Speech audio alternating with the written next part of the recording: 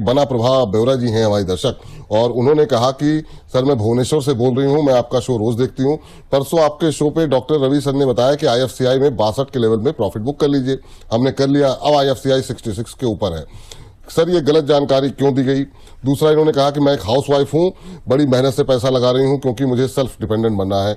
Ma'am देखिए, बाजार में अगर आप पैसा लगा रही हैं, कोई भी व्यक्ति बिल्कुल ऐसा पॉइंट नहीं बता सकता कि यहाँ पे अगर आप, और आपको तो अच्छी जानकारी मिली कि आपने पूरा मुनाफा बुक किया, आप कह रही हैं कि आपको गलत जानकारी दी गई। बाजार में बिल्कुल पीक पे आप निकले और बॉटम पे जो है एंट्री लें, ऐसा नहीं होता है मैम। जैसे जैसे आप बाजार को समझेंगे, जैसा आपने कहा कि अब आप शायद नहीं हैं, बिल्कुल बाजार में पैसे को सुरक्षित रखना पहली प्राथमिकता होती है। तो आपको बिल्कुल गलत जानकारी नहीं दी गई है। इन सब चीजों पे जो है थोड़ा सा धैर्य बनाना चाहिए, और इस तरीके से अगर आप रिएक्ट करेंगे तो शायद मुझे लगता है थोड़ी सी नाइंसाफी होगी। आज आईएफसीआई पे से सर आप कुछ टिप्पणी करना चाहेंगे, और साथ ही साथ आप चाहें तो आईएफसीआई पे भी अपना रुख थोड़ा सा स्पष्ट कर दीजिए। विपुल जी, आपने बहुत अच्छा कमेंट किया, और दर्शकों के माध्यम से देखिए, अच्छाई बुराई परिवार में ही होती है, और अच्छा लगता है जब ऐसे कमेंट्स भी आते हैं।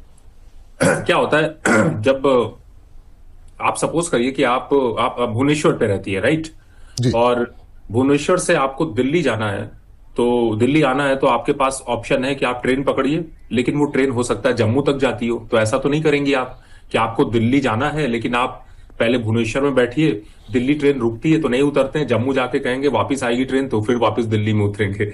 समझ रहे हैं? आप अपना टारगेट अपनी जगह आपको है, ट्रेन आगे चलती जा रही है पीछे जा रही है उससे मतलब नहीं है। आपने सही समय पे खरीदारी करी, आपने प्रॉफिट बुक कर लिया।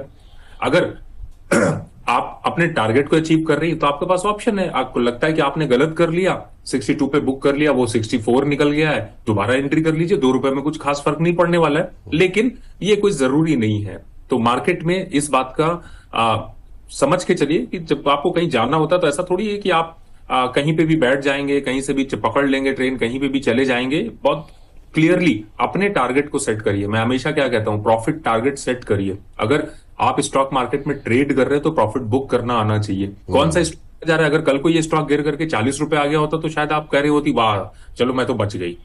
तो अच्छे और बुरे दोनों मिलते हैं, लेकिन मेन इंपॉर्टेंट क्या है, आपको अपना प्रॉफिट सेट करना है। और प्रॉफिट को आप ट्रेलिंग स्टॉप लॉस के थ्रू भी कर सकते हैं। आपको नहीं बुक करना था तो आप 60 का स्टॉप लॉस डाल लीजिए, उसके नीचे जाता तो काट लीजिए। 62 आए, 65 आए, जैसे ही 65 आ जाए आप 62 का स्टॉप लॉस डाल लीजिए। तो स्ट्रैटेजी कई होती हैं, बिल्कुल। तो ये आपके ऊपर डिपेंड करता है कि आप उस स्ट्रैटेजी को कितना फॉलो कर सकते हैं।